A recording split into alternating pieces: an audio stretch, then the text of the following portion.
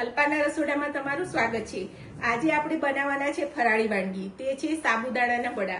તે એકદમ પરફેક્ટ માપ સાથે અને એકદમ હલવાઈની દુકાન જેવા આપણે બનાવવાના છીએ। એમાં બિલકુલ બી તેલ નહીં રહે અને એકદમ સ્વાદિષ્ટ બનશે અને સરળતાથી બની જશે। તો ચાલો રેસીપી જોઈએ। તમે મારી ચેનલને લાઈક કરજો, શેર કરજો અને સબસ્ક્રાઇબ કરજો। આપણે સાબુદાણાના વડા બનાવવા માટે આ સાબુદાણા પલાળી લીધા છે। આ બટેકાનો માવો છે, સિંગદાણા ક્રશ કરેલા છે, આદુ મરચાં છે, કોથમરી છે, લીંબુ, દળેલી ખાંડ, સિંગોડાનો લોટ છે, મીઠું છે। તો ચાલો રેસીપી સ્ટાર્ટ કરીએ। તો મેં આ 1 વાટકી સાબુદાણા લીધા હતા, એને બરોબર 3-4 પાણીથી ધોઈ અને મેં પલાળી લીધા હતા। તો 7 થી 8 કલાક પલળેલા સાબુદાણા છે, એટલે સાબુદાણા એકદમ ખીલા ખીલા અને એકદમ સોફ્ટ થઈ ગયા છે। તો એને આપણે એક મોટા વાસણમાં લઈ લઈશું। સાબુદાણા પલાળવા ખૂબ જ જરૂરી છે, એને ઓછામાં ઓછા 3 કલાક તો પલાળવા જ પડે છે, પણ જો વધારે પલળે તો એનું રિઝલ્ટ સારું મળે છે। તો આપણે આ 1 વાટકી સાબુદાણા લીધા હતા, તો આ 1 વાટકી ભરીને મેં બટેકાનો માવો લીધો છે। બટેકાને બાફી લીધા છે અને પછી એને ક્રશ કરીને આ 1 વાટકી માવો ભરી લીધો છે। તો આપણે એ એડ કરી દઈશું અને એની સામે આપણે 1 વાટકી દાણાનો ભૂકો લીધો છે, તે પણ આમાં નાખી દઈશું। તો આપણે બધું હળવા હાથે એકદમ મિક્સ કરવાનું છે। તો આપણે આ મરચાંને ઝીણા કાપી લીધા છે અને આદુને ક્રશ કરી લીધું છે, તો એ આમાં નાખી દઈશું। તમારે જો ચીલી ફ્લેક્સ નાખવા હોય, રેડ ચીલી ફ્લેક્સ, તો એ પણ તમે નાખી શકો છો। મેં લીલા ધાણાને એકદમ ધોઈ લીધા છે ને ઝીણા કાપી લીધા છે। આ 1 ચમચી ભરીને દળેલી ખાંડ લીધી છે। આખી ખાંડ હોય તો જલ્દી મિક્સ ના થાય, એટલે મેં દળેલી ખાંડ લીધી છે। અને આ 1 ચમચી જેવો મેં લીંબુનો રસ લીધો છે અને સ્વાદ પ્રમાણે આપણે મીઠું લેવાનું છે।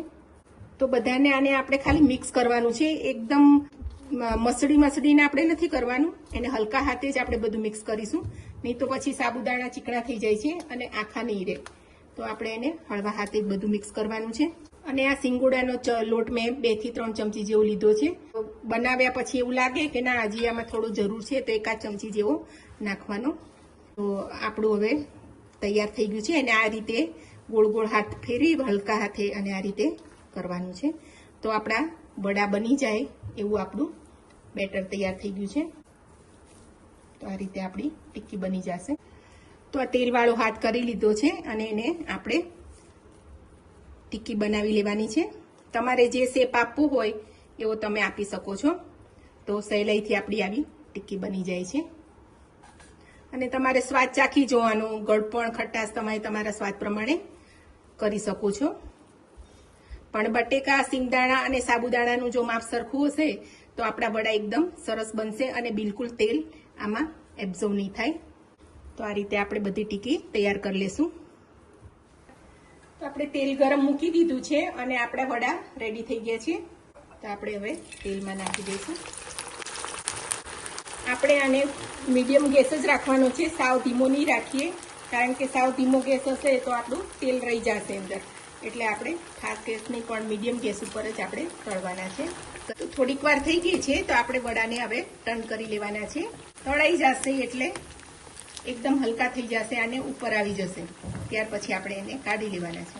તો આપણા વડા તળાઈ ગયા છે, એકદમ હલકા હલકા થઈ ગયા છે। તો હવે એને આપણે લઈ લઈશું।